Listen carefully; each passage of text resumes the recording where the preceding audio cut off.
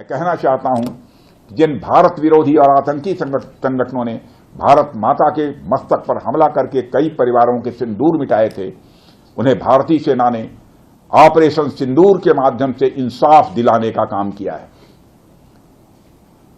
और इसके लिए आज सारा देश भारतीय सेनाओं का अभिनंदन कर रहा है।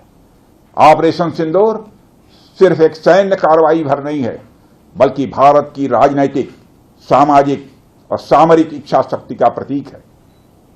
यह ऑपरेशन आतंकवाद के खिलाफ भारत की दृढ़ इच्छा शक्ति का और सैन्य शक्ति की क्षमता और संकल्प शक्ति का भी प्रदर्शन है।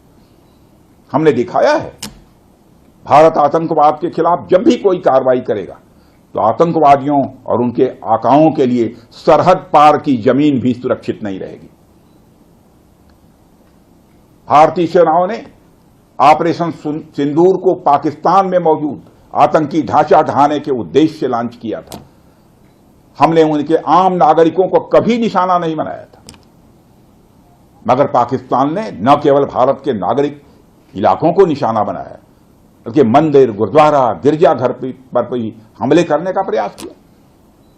भारतीय सेना ने शौर्य और पराक्रम के साथ साथ संयम का भी परिचय देते हुए पाकिस्तान के अन्य ठिकानों पर भी प्रहार करके करारा जवाब दिया है।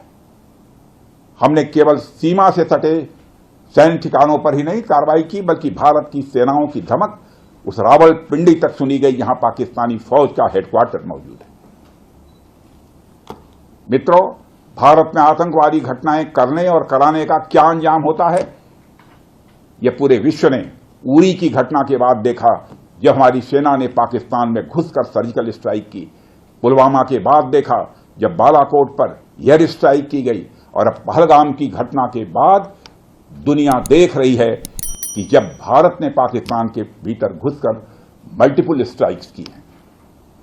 आतंकवाद के खिलाफ जीरो टॉलरेंस की नीति पर चलते हुए हमारे यशस्वी प्रधानमंत्री नरेंद्र मोदी ने स्पष्ट कर दिया है कि यह नया भारत है जो आतंक के खिलाफ सरहद के इस पार और उस पार दोनों तरफ प्रभावी कार्रवाई करेगा। यह हमारे प्रधानमंत्री जी ने स्पष्ट रूप से यह संदेश दे दिया।